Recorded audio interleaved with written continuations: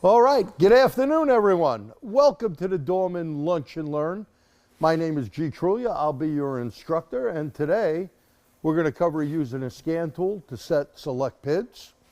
We will go on later on the Autel MaxiSys unit, diagnosing PID data, interpreting powertrain data, help building your diagnostic skills, and a case study or so. Now, as we go through this is a little bit different. These are real cars we had here in the shop, these screenshots that I have. I'm going to want you to look at stuff and tell me what you see. Now, we don't have a heck of a lot of time, but you know, when you look at a scan tool, it's a big code reader for most people. What do I mean? Well, you bought this expensive tool, cost you sometime in the thousands, like that Autel MaxiSys, and what happens is you use it for a code reader. But what happens when you don't have codes? No DTCs. You need to look at data. Things like barometric pressure, roughly 29 here.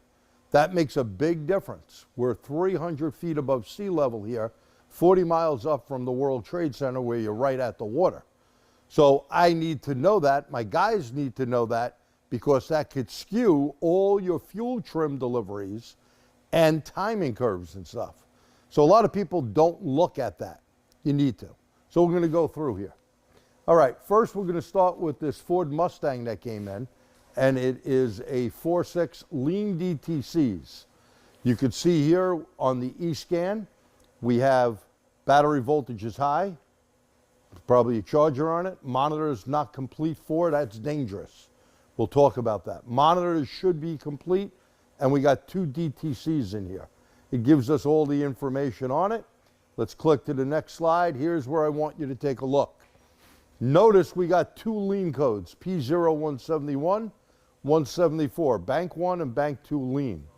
Here's the most important info. Let me blow that up for you.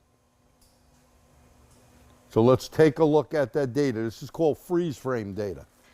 Freeze frame data, it was at 45% load. The temperature was 197 degrees. Long-term fuel trim, 17 on Bank 1. Long-term, 16 on Bank 2. RPMs were low. No vehicle speed, okay? And the MAF, grams per second, 5.52. First of all here, what's the little rule on this motor? When it comes to MAF, grams per second, right? We have, again, let me highlight that. We're at idle, 866 RPMs. MAF, grams per second, 5.2. Wasn't this a 4.6 motor? Now, is that far off? Could be. But we got a fuel trim issue here, don't we? Now, let's take a look at a couple of other important bits of information here. You can see your O2s where they're at, okay? Throttle was at 14%, and we really don't have much other information. Intake air temperature 71 degrees, but we're really not getting any other important information right here. We would need to scroll down. Since we're not scrolling down, we do know now we need to look at. Great thing on this tool, we've seen that we had 2 fuel trims, both banks, way out of whack. Now, when you look at this chart right here, look at this, 35, 37, 25, up and down on both banks. What do you think is the problem right now? And the beauty of this tool, it's not to sell you a tool. How many people own the eScan? Type the letter E in. This is a phenomenal tool for drivability. Unbelievable. Why? Because right now I know exactly what's wrong with the car. And what do you mean you know exactly what's wrong with the car? Number one, I told you that the grams per second were overestimating. Number two, these are the fuel trim block numbers that are 35 plus. You know what this is going to wind up being? This is going to be a bad mass airflow sensor, okay? So if you knew that, you see what my next test is? VE, volumetric efficiency. So I can go one car length from here to outside, about a 1 car length, go pedal to the metal.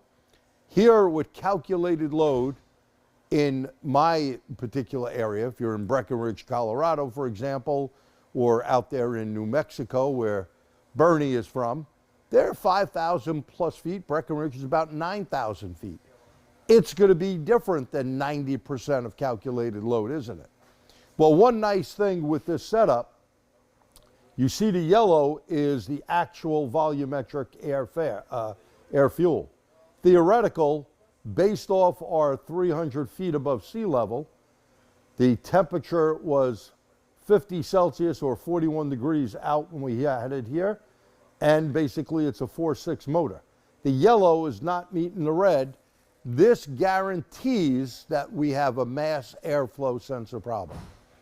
Now, if it's one you could clean like this, we'd recommend that number one, you check the whole air snorkel, you make sure the filter's not dirty, and you use something like CRC, mass airflow sensor cleaner. If it doesn't work, you got no choice but ordering a new one, right? And that's what we had to do on that one. Now let's take a look at just a screenshot off Snap-on here. Not as hard to diagnose, but a 2.7 Audi with cam DTCs, okay? So when we look at that and you see cam position sensor incorrect correlation on both banks, one of the big things you need to look at is what? What's the first thing you want to check when you have cam or crank correlation? Especially with a Vanos system or VVT, variable valve timing, pretty much the same thing. Vanos was the original name for VVT that the Germans came up with. And what do you think is the problem here? We got some answers up there? No? Okay. So the first thing we want to check is what? Oil. Oil. Excellent. Excellent. Because oil could be a biggie. And by the way, not only the level of oil, some vehicles, when it's too low, will set them. Too high, it'll set them. And many new vehicles, there's no more dipstick for years now, right? So what you need to do when you do an oil change is if it tells you it's 6 liters of oil, put a little less in at first. Why? Because you have to check it out unless you want to suck some of that oil out or take the drain plug off. It's a pain in the neck, right? Go on the lower side first, follow the procedure. Many, you got to let it sit on a level floor and run the vehicle for 10 to 20 minutes in some cases. So follow the manufacturer procedure. And then after that, what do we need to do? If we fix the oil, everything is good, we're going to need to do what? A cam and crank sync, okay? Because if the cam and crank is not synced right, when you get that P0302 or 303, guess what? Not going to work all that well. Make sense? Okay. All right, let's move on to this Ford. This is the Ford factory tool, the IDS. Now, of course, on newer cars, FRDS. That's just a upgraded online version. And if you look here, I got a P0308. Now, we have other codes, but let's look at the 308 first. Nice thing is they give you just-in-time training right here. So let's look at that screen. I'm going to blow it up a little bit. Okay. Now it tells you for a 308 possible causes. Ignition system fault. That always comes in when people hear misfire. That is the first thing they always think of, right? There are other issues here. Fuel delivery fault. Misaligned or damaged crank trigger wheel. Remember we said make sure cam and crank are synced right. Any damage, you could have a flex plate that's cracked, you could have a tooth that's messed up, you could have debris there, you could have a sensor that is not reading correctly. Engine mechanical fault. Well, don't we always start with a good battery and then follow that up, make sure the alternator and starter is working right, and then what do? Relative compression. And on Ford, all you need to do is go into Toolbox. You can go down and run that particular test. Running out of fuel, EVAP system problem. Now the EVAP system problem, you know, you've seen people in the gas station like me, right? They fill it up, click, click, click. They keep clicking. They're going to rupture the damn diaphragm. If you rupture the diaphragm, you will suck raw fuel up. You don't want to do that, okay? So after you click 3 or so times, stop, okay? Now, some vehicles, I give you an example, like if I take my vet out and I'm driving it for hours and I go to put fuel in it, it's going to click every second until the vapors come out of that tank, just the way it is. Certain Jeeps do the same thing. But if you know your tank is near full, stop clicking when it's full, because you will rupture that diaphragm and give it a problem. And fuel quality. You know, there's some people that put diesel fuel in. Can't put diesel in a gas engine, ain't gonna run too good. Or they put all E85, and that could be a problem as well, the alcohol content. So we want to be aware of that. Let's look at a 16. Now in a 16 here, P016, okay, you're looking at misfire detected first 1,000 revolutions. And it's telling you it could be ignition, fuel, warning, blocked or kinked or crushed fuel lines. Gives you all of this information. This is also very common on programs like ISTA, on Otis, BMW, Volkswagen, factory stuff. All of the factory tools are starting to do this. This is made by Teradyne. Teradyne makes Honda. They make Mercedes Entry. Entry does the same thing. They make Ford. They make Mazda. There's a lot of them. They used to do SDD, not a disease. That was the Jaguar software. And now Jaguar switched companies. They're using someone else on the newer version. So there's our DTCs. Now, how do you prove a DTC out? Well, there's a lot of different ways, but don't we want to use the easiest way? With this scan tool, we're able to graph each cylinder. And if you look at it, 137, 265, 48 firing order, you could tell I got a problem here, and the next screenshot, you could tell I got a problem there. So we got 2 cylinders with a problem, because look at the ones that don't have a problem. They're pretty steady, right? When you see these big humps going down here or there, that's telling you you got a misfire, okay? If you need to come by, you can. Okay. One of the things we'd like to do is check relative compression. I said that before, right? So relative compression is super important. Now, if you don't have this tool, you could do it on an Autel, believe it or not, or a Snap-on, or a Launch, or Top-Don, or just about any of the tools on Ford. Now, one good thing, the first tool I showed you, the Ford eScan, it doesn't care if it's a Porsche, a Mercedes, a Hyundai, a Kia, a Honda, a Toyota, a GM, a Ford, or whatever, you can do relative compression. And you never want to rule out a mechanical problem. If you rule out a mechanical issue, you may just skip right over the particular problem. So we're looking good there. How about our relative fuel? Now this is the cat's meow. If you don't have this, you would have to put a fuel pressure gauge on the rail. You're going to have one of those little tools and press the button twice. Put the key on, whee, the fuel pump goes on, and then you look at the fuel pressure. You press the button, and after twice, you got to crank it over. That's a lot of work. That's a lot of money. Here, we're just connected into the diagnostic link connector, and bingo, these Ford call it ticks. See these things here? That's called a tick. So long as it's above the bottom tick and below the upper tick, it's good. Now notice they're not 100% even. Notice these are getting a little more fuel. Probably not going to cause a problem. Definitely not going to cause the misfire.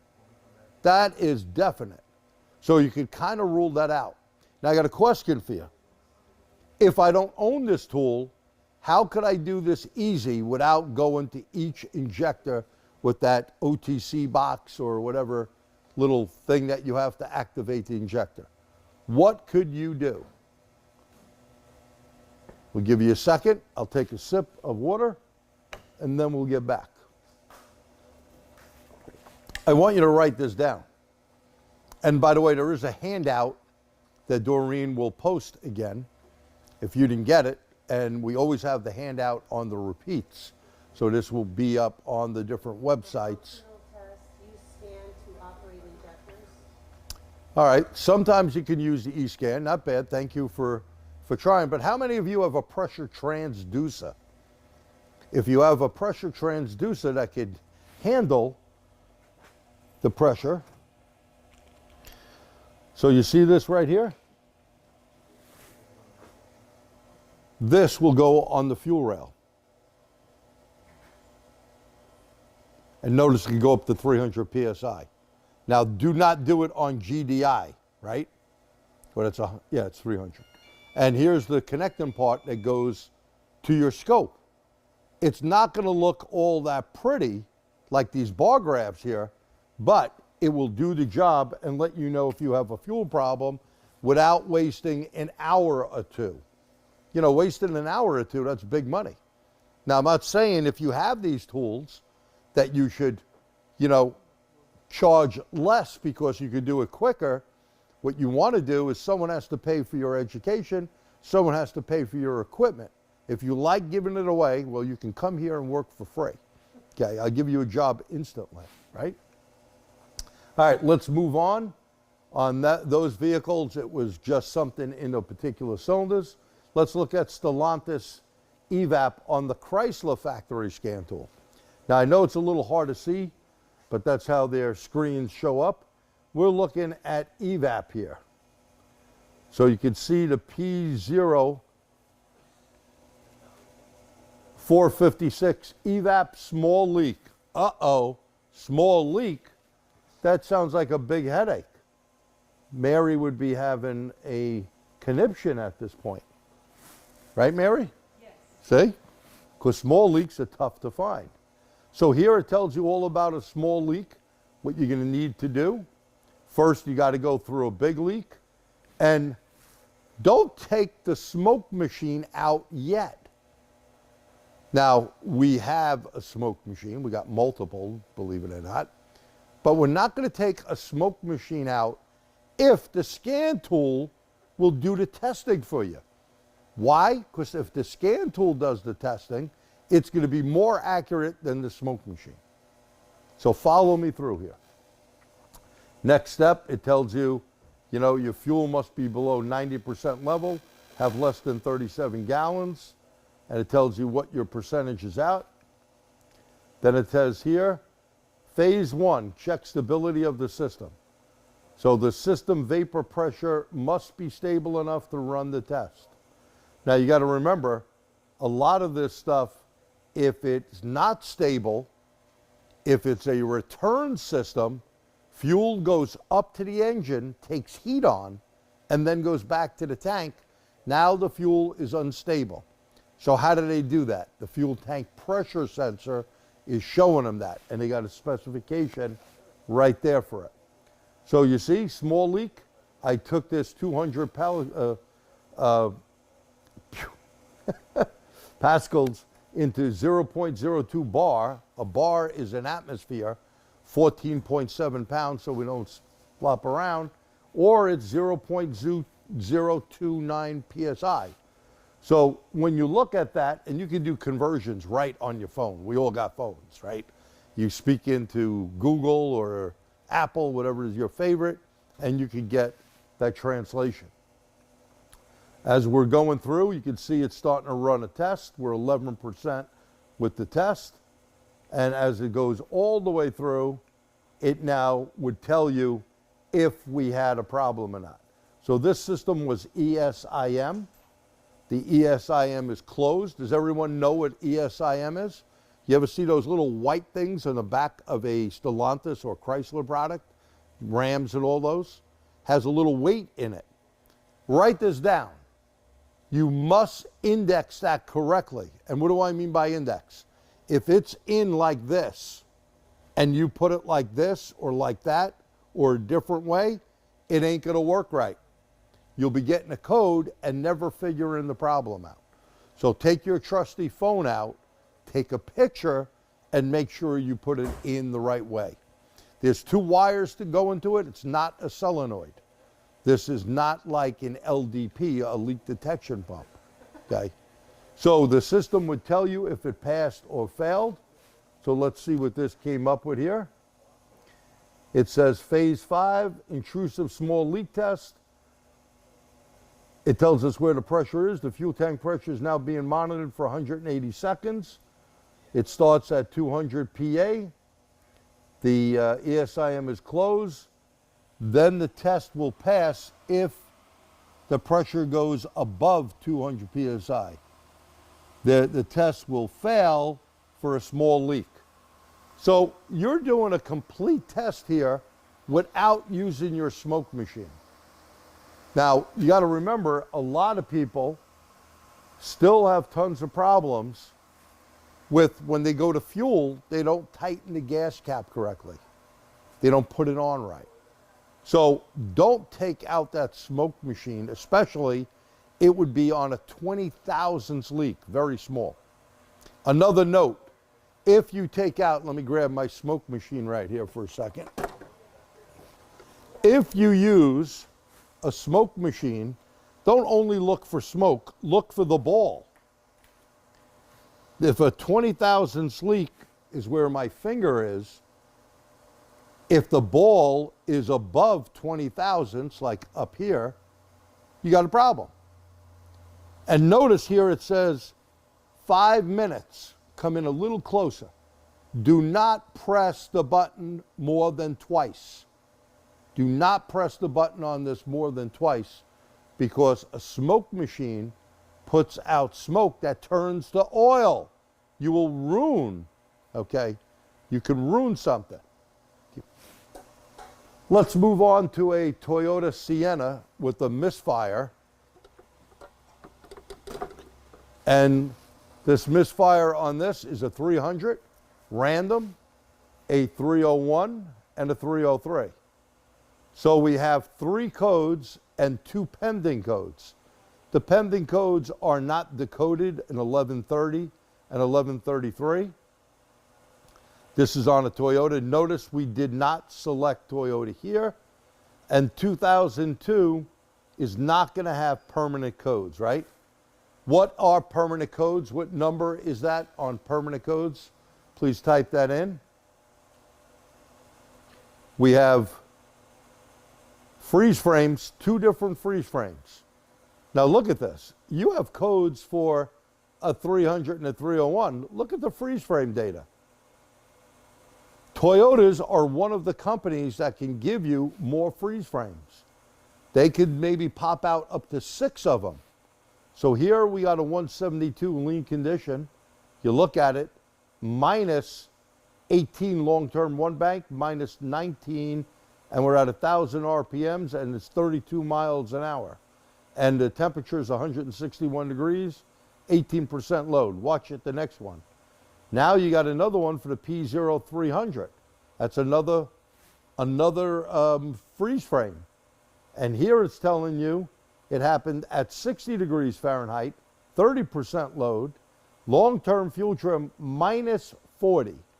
Minus 40 bank 1, minus 5 on bank 2, 1,300 RPMs, and it's at idle. You need to take all of that into account, okay? What is going to give us a negative command? Doesn't mean it's actually saying take fuel away. Does that make sense? Doesn't mean that. What do you think? Let's take a look. I'll blow that up a little bit more here. I want you to think, and thank you for putting stuff into the chat. Yeah, they said 211. Mode 10, very good, Jay, excellent. Yep, mode 10, 2010 and up, very good. Okay. So after looking at that, you know you must have what? Too much fuel going into this system causing this misfire.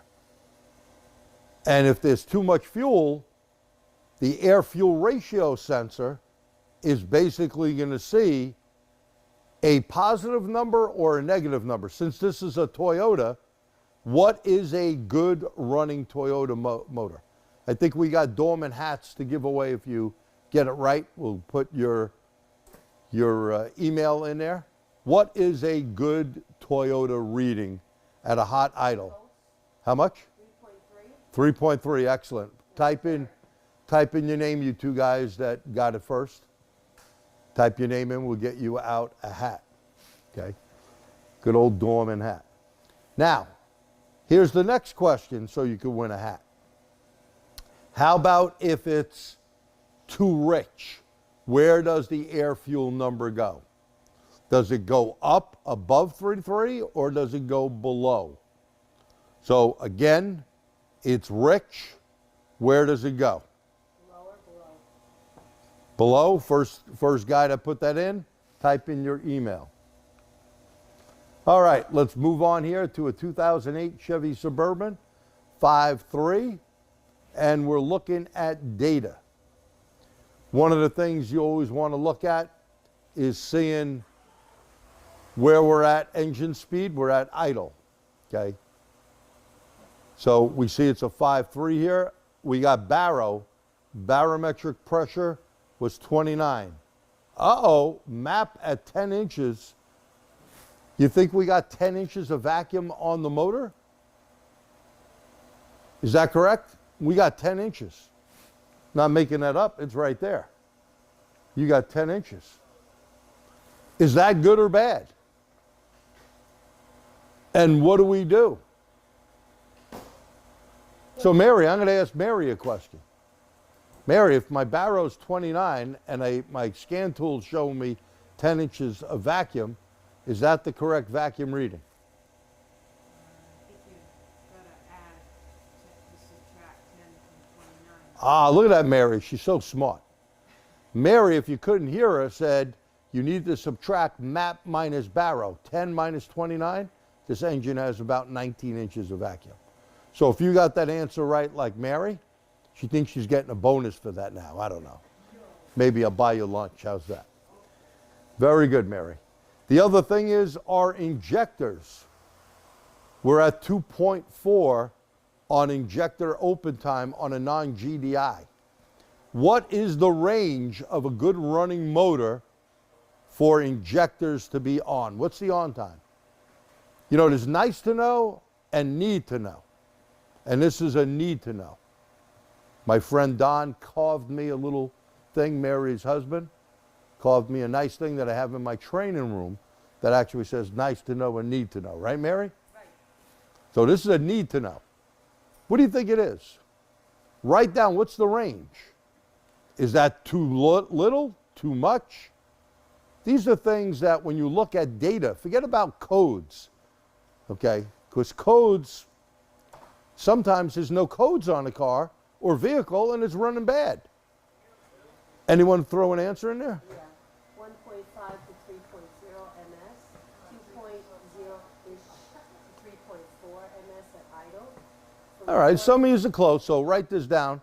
About 2 to 5 milliseconds, non-GDI, non-GDI. GDI about a half a millisecond to 1 or maybe 2 milliseconds. These are on good running motors at a hot idle. Very good. Thank you. All right, let's look at this Ram, a 2500 6.4, no start, okay? So it's a Hemi. Look at that. Whoa. You know they have tons of camshaft. We're on the Chrysler tool. Look how many codes. 15 DTCs. 15 DTCs, 1 recall, and no flash updates. This is the power of using the YTech software. So YTech is the Chrysler or Stellantis tool, Fiat, piece of junk that it is, and there are other cars that they make. You may like them, I'm sorry if you own a Fiat, but when we get them in, they're always like, kind of scary. Alpha, nice looking car, but you need the right software sometimes. Not saying some aftermarket scan tools don't do the job, but if you got to reflash or you got to do something, this is definitely the tool to own. Now look at this. This is the topography. Topography. And I could tell you the red are off all line, got codes up the yin yang. You got problems going on here. This is a major issue that you need to address. Why would all of these be offline or have DTCs? Okay. Now the reason why these are offline, and this was a brand new vehicle looking really good. You know what the problem with this vehicle is? You know what killed all those computers? Was struck by lightning. So when you see something that has that many computers that are down, this is maybe someone welding on the vehicle without disconnecting the battery, okay? Without using a special anti-zapper type of thing. But this poor car got hit by lightning. The insurance company totaled it. Because think about all these computers. PCM, maybe $800 to $1,000. Each of those other ones are going to be at least minimal $500. So when the insurance company looked at all of that, they said, and the thing was mint. You know, we were thinking about maybe buying it, but then we added the computers up. It wouldn't be worth it, okay? It wouldn't be worth it. So there's a problem there. Another thing I'd like to do a shout out. You see this says Dropbox. All these screenshots we give to our customers. I write articles in Motor Age about these different vehicles. I use them in classes. We use them on these webinars, but we can text them or email them to the customers. In our program, we use AutoLeap, and it's nice when we just hit print screen. We have it saved, we send it into the customer's file, and then we can send it to them. Or if need be, older people, okay, people like paper, they want it printed. Moving on, here's a VW with a 2177. This is a factory code, system to lean off idle. Look at the long-term command, 18%.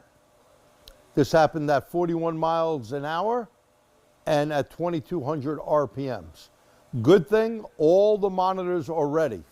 So there's no other surprises coming up where you're going to have an issue going, oh my God, there could be another code that pops up, right? Not a problem at all. So we see that we have this to lean. We look here. Now you see the beauty of this tool? You don't, how many guys own this tool? Did we get a lot of people putting the E in before? Now if you don't own this tool, you need, and please write this down, you need to look at your scan tool data and look at something called fuel cell. Fuel cell. What this does is map it out. And a quick explanation. If you got 0 to 6 and only the bottom is bad and the rest of this is all green, well, you know what you got there? You got a vacuum leak. If the bottom is good and green all the way to the top and you only have red up top, you got a fuel delivery problem. Now that could be a clogged fuel filter, a bad fuel pump, voltage drop on the feed, or the ground side. If it's bad from the bottom to the top right here, I know I got a bad mass airflow sensor. And by the way, on Volkswagen, Audi, and BMW, and a lot of them that they don't have a wire to clean, you're going to need to put a new one in. Should also say always RTFI. Read the freaking information. There may be a reflash on some of these things. Okay? Not as common, but always check service information. Okay? We've seen some that you will have that issue. When we're done, you notice we got green. Now you go, oh, you got some yellow there. Yes, we do. What do you need to do after you replaced it? That was the reading. What do we need to do after that? Is there something else? What did that gentleman just read? Drive it. Okay, drive it is sort of right. Reset the fuel trim. Excellent. Excellent. Give that guy a t-shirt. To put that down, write your email in there. You need to reset the adaptive fuel trim. And if it's not on your scan tool or the vehicle does not allow it, you're going to need to get a 1 ohm 10 watt resistor. 1 ohm, 10 watt resistor. Make sure the power button or key is off. Make sure if it's a Honda or whatever, you got radio codes, or you can reset the idle on some of those Nissans and Volvos. You're going to take both cables off with the power button off, put the 1 ohm 10 watt resistor across it, minimal 10 to 15 minutes. If it's a high-end car, you may want to leave it out there for a couple hours. Why? There'd be at least 80 to 100 onboard computers that you want to bring everything down. Capacitors store energy. They don't make energy, they store energy. And you don't want to do this like we did years ago with the cables. You do that, something arcs, something burned, now you got a problem. No hybrid or electric vehicle, EV, does this. When they bring the power down, you all know, you've heard, wait 5 to 10 minutes. They're using a drop resistor or resistor grid to drain down those capacitors that are sometimes 600-700 volts being held in each of them, okay? So be careful with that. We double check our readings. You notice how the yellow didn't go to the red? Mass airflow sensor time, okay? Ooh. So now that we're done with our slides, we're going to go over to the car.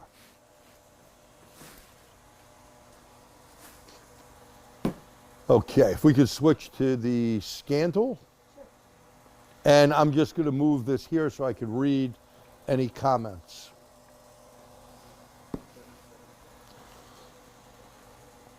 Of course, it worked a second ago and it ain't working now.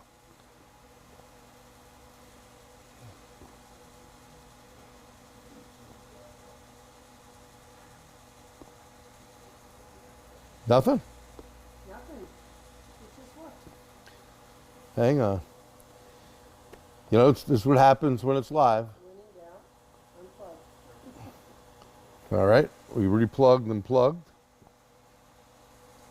Still nothing? You're on number 4, right?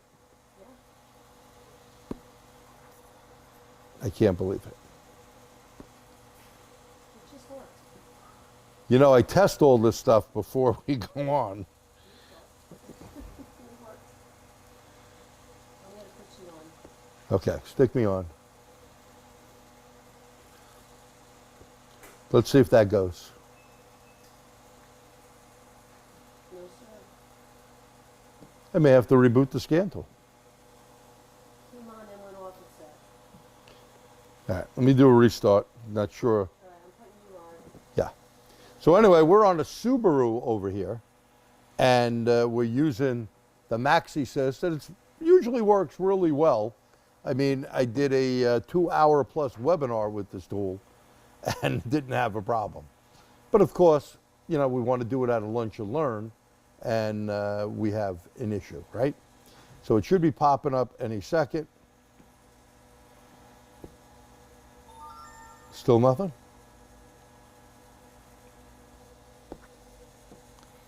This is not good. Are you getting anything? I see black. Black screen. Let me try, guys. Reconnecting, connecting. I'm so sorry. Can I do it on the tool too? It's going to be real tough to say. Let me try something here. Murphy's Law. I'm going to go to a different channel. No 5? No, 3 don't work. Sorry, guys. I apologize. No, So you were messing with the cable. no, we're not on, and it worked perfect before. It did. All right, one last disconnect here and connect. Do you have a back and forth? Okay, let's try that one more time. Is it on 4 or did I put it back? No. That's 5, that's 4. Okay. Well, we're going to have to do it this way. Sorry about that. So let's go home. That's good. Okay. You see that good.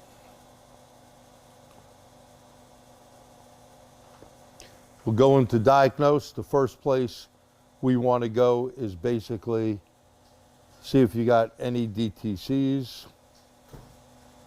We got nothing. Let's look at the IM status. Okay, now this is an important step anytime you're diagnosing a vehicle. Okay. You want to look and see what's complete or incomplete. Now we got a lot of incompletes here. Okay. So we have now what happened? Murphy's Law, there we go. Okay. And believe me, I did test this beforehand.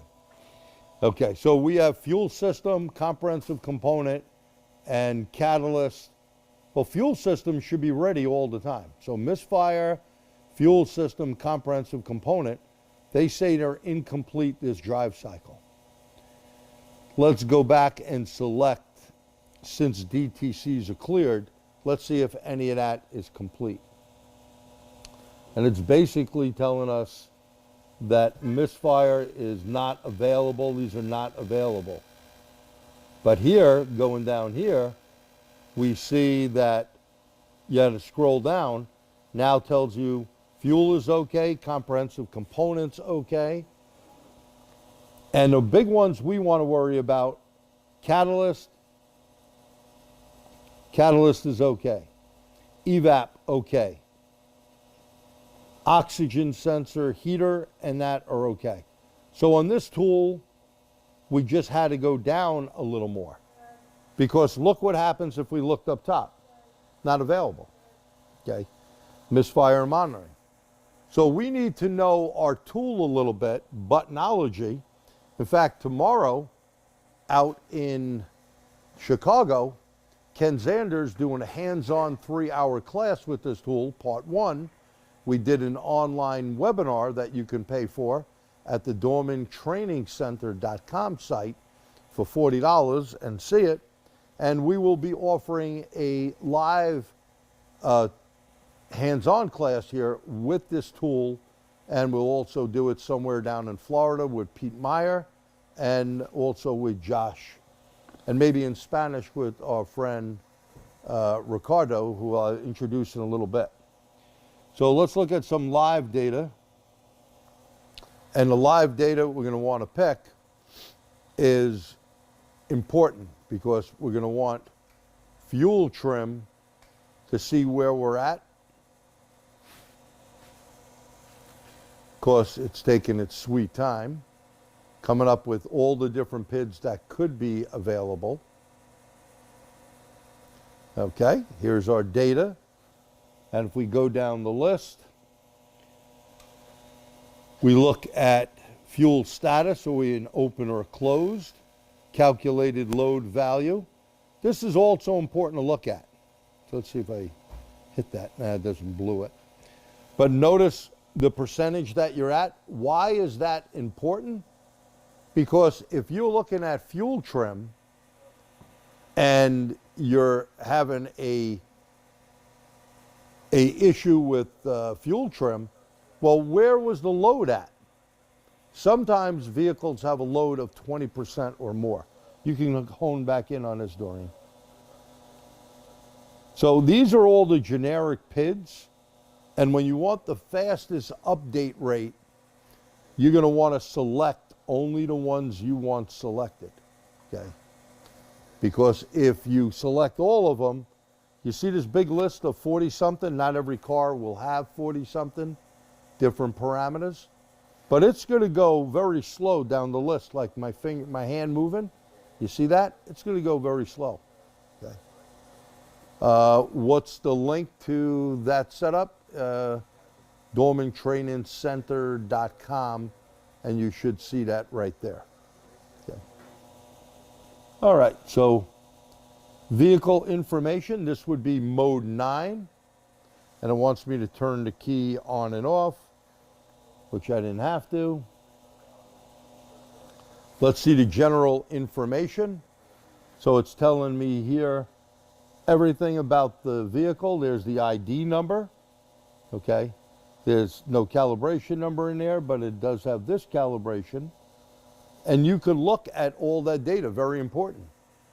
Some vehicles you can get in with major problems, and the major problems that you could be having is all because the calibration number or the VIN number is not correct.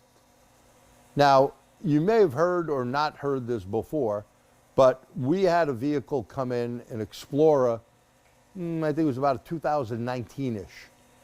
Make a long story short, came from another shop, EVAP purge solenoid, took that part of the computer out. So it had one code in it. We tried to get it from the parts store. We tried to get it from autopcms.com. We tried every dealer on back order. So Bill made his fingers do the walk-in on the computer, and with Google, we found some place, I don't know, Iowa, some crazy place out there. These dudes had it, and they wanted the VIN number. And we said, well, we got the factory tool. We just send us the computer. We can reprogram it. He said, no, we want the VIN number. So Bill went through 1F like in Frank, yada, yada, yada, give him all the numbers. Computer comes in, starts up, but now we got a lot more lights on. And we got more codes in there. We had only one code. Now, mind you, we found the problem with the purge solenoid, okay, and that was replaced. The shop brought us up a new one. We put it in, not a problem, so it ain't gonna burn out the most expensive fuse on the car, right? The problem was when we went into mode 9, the last 8 of the VIN were not correct. Now, I heard Bill go over with them all the numbers one by one, repeat it twice. Who knows what happened, but make a long story short, it threw a lot of extra codes on. So what did we have to do? Go in and program it. So be aware of that. That's why you'd want to use mode 9. Now, if we back out of this, and something I'd like you to do is go back here and let's auto ID the car. Let me see where they have it here. There's the Subaru. No, we don't want remote diagnosis. Asian and Subaru. Okay, so I'm going to get the Subaru on this car here in a second. Sure I will. There we go. We'll put repair order number 1.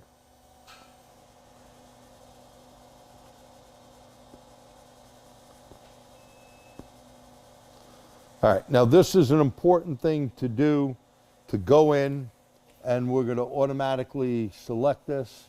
Model areas were in the US, so it's going to be North America. And we're going to hit OK.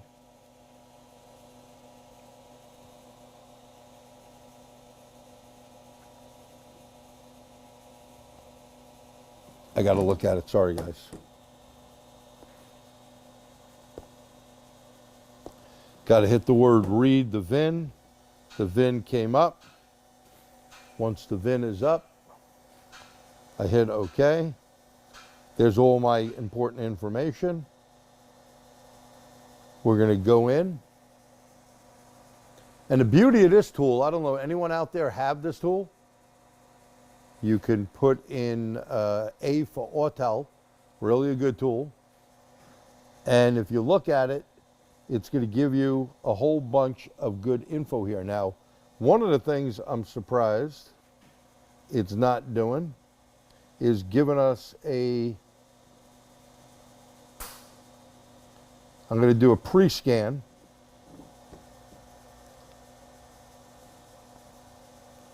I want some info here. Tech required. Let's see if I can get away with that.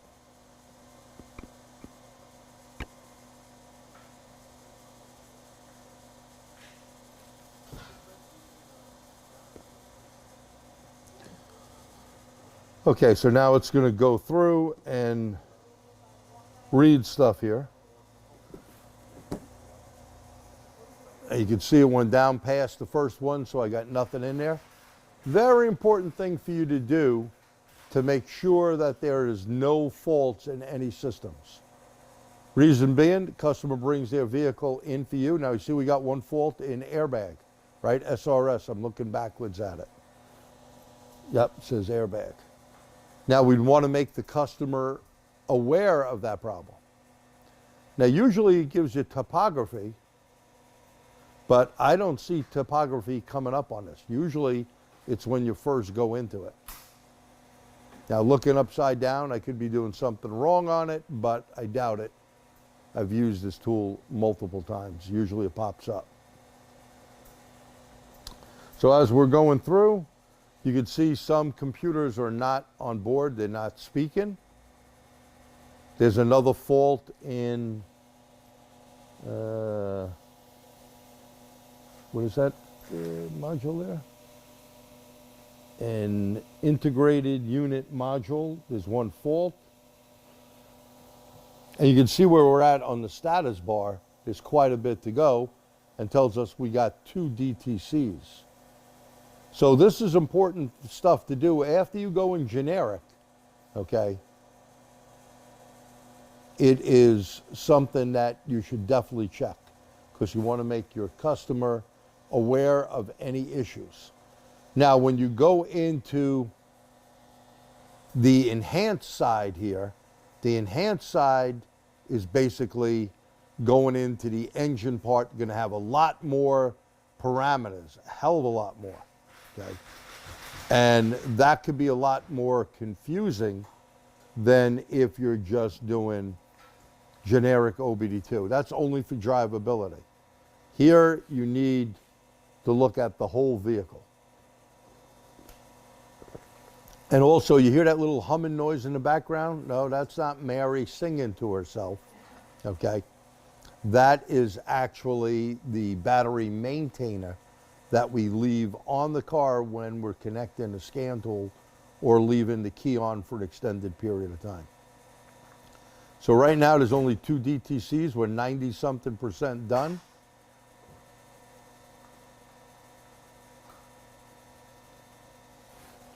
Then it says, do you want to attach any photos? We're going to go no.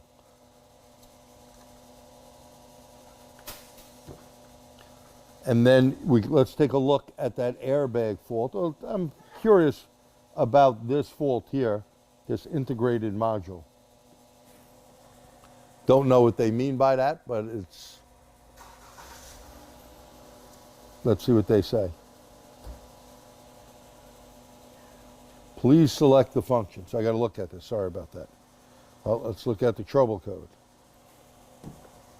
So there's the trouble code. CAN high-speed counter abnormal. Let's look at live data. So look at all the information you get here. The ohms of resistance. By the way, what should, on a CAN system, what should be the terminator resistance? Okay. Anyone know? Oh, good. Very good. 60 ohms. So here, I'm not sure if this is right or wrong, but we're looking at wherever that ohm resistance was there, 22.4. So who knows? Maybe something not reporting right, but there's information there. So let's get out of here. And let's look at the airbag one here, SRS. Let's see what they got there. And then you print the whole report out for your customer.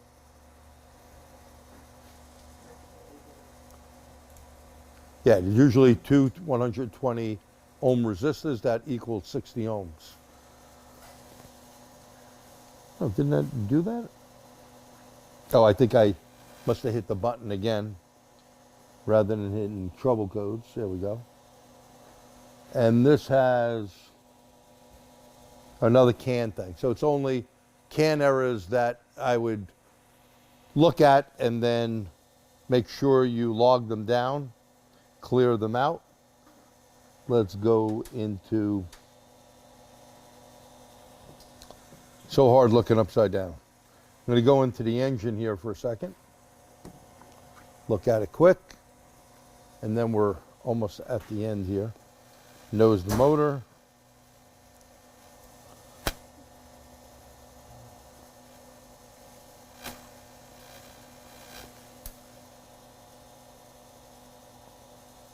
Live data.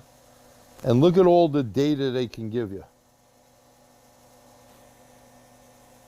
That's a lot of information. So you see why you want to go to generic? You got all this stuff you'd have to look at. Now, yeah, some things are switches on and off or whatever, but there's a lot of info, okay? We're going to have to head back to the slides because we only have a few minutes. And I'd like to go over a few things here. One, tomorrow night, I think Thursday night, May 16th, we have for TST. Mary, kill that a second. Thank you, Mary. For TST, we have Adam Roberts. He's doing a webinar for us, so you can go to tstseminars.org. Dorman Training is a big sponsor, and Dorman Products of TST, so there's information in your handout. Hands-on computer class this Friday, Saturday, and Sunday. We not only cover all things with computers, actuators, sensors, how to test them, scan tools, DVOMs, digital voltometers, lab scopes, all that. Myself and Mr. Fernando, why don't you come out here? We're going to introduce Fernando. He will, Ricardo. Fernando. Ricardo. I do that all the time. Ricardo. Ricardo. Fernando. You're used to it. We're going to change your name. This is, we have Fernando who works for us, so it's like, sometimes I can't remember my own name, but this is Ricardo. When you say something, he's going to be doing classes in Spanish. Exactamente, ustedes van a poder escuchar ese mismo, la misma clase en español para que tengan más facilidad de comprender todos los términos y todas las funciones que utilizamos con este escáner, y todas las clases vamos a estar empezando a traducirlas y a reproducirlas en español. Excellent. I understand it, but I don't speak it well. Okay, another couple of things coming up. Advanced drivability in person. This will be Josh Weaver. He'll be down in a certain amount of areas. Here, this is Wilmington Riverfront. We're doing a second annual in September, a second annual training event down in the PA area at ATC, Automotive Training Center down there. And you can find all this stuff. Where do you find it?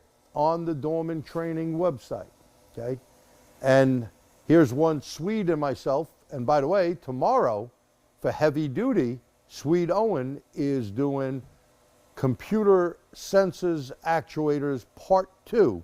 If you missed part 1, you go to the Dorman Training Center. You can see it there, or you can go to ATTS training on the heavy duty lunch and learns and see it there. So he's doing one tomorrow, and we basically have an air conditioning class. We'll be up in Tonawanda, the middle of nowhere up there, near Buffalo. That's where I will be with Swede, and we still have some seats left. More than half the class is already sold.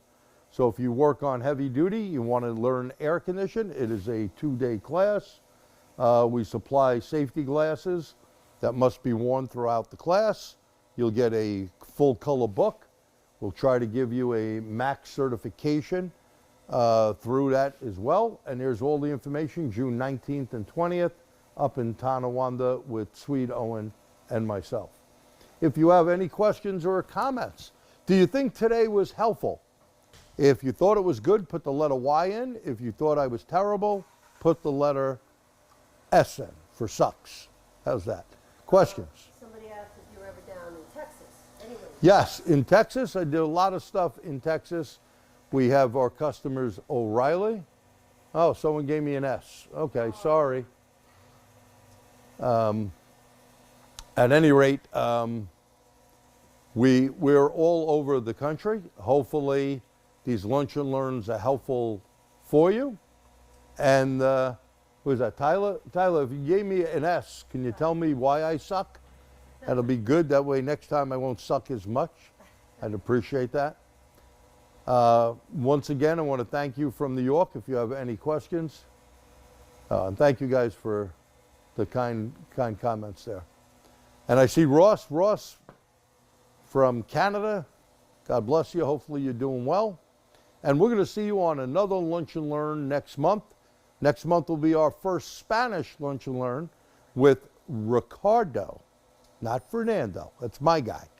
This is Ricardo, my buddy. Mr. G, the S was a typo. Oh, thank you so much. It makes me feel better.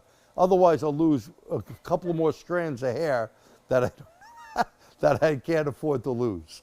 Well, Where's the recording of this going to be? all right, recording is going to be up on the ATTS website with the handout under Dorman Lunch and Learn 24, and I will send it over as well to the Dorman training website. They just take a bit longer getting it up. Hopefully by next month, it'll be nothing more on ATTS. It will go all to Dorman and they'll get it up quicker, okay? But we want to thank you again for your time from Dorman Products and Dorman Training here in New York. One question, I'm always... Where's the hotel class available? Where? Okay, so the Autel class is available on the Dorman website. It is not set up yet for New York. We're going to pick a date here. It'll be right in this building, hands-on. It will be a 3 to 4 hour class. You could bring your own Autel tool, or we have two maxi sys like this. We got big monitors up on the wall that you don't have to bend over someone's shoulder to see what's going on. And those usually work a lot better than whatever happened today. And it did work good. For the hell of it, put on, see if the scan tool comes on now. Nope, still a black screen. Don't know. At any rate, thank you again from New York. I am G. Truglia. You have a great day. I'll see you next month. And if you're out in the North Dakota area, I'll be there next week, North Dakota and South Dakota for the whole week. Wish you and your family, and thank all the veterans who served our country. A very happy Memorial Day coming up, and a safe one at that. So where can Andy find the class info on the AC class in New York? At the Dorman website. Dorman Training? If not, email me. Put my email in there. It is on the first slide or second slide up there. But yeah, this is only truck air conditioning that we're dealing with, and similar to car. I'm going to put the S in. But we will give you that because you know what? It's not on there because most of the class is sold out. It's not really up there. I already had done this a while back. All right, once again, from New York, as Wiedersehen, ciao, goodbye. Thank you.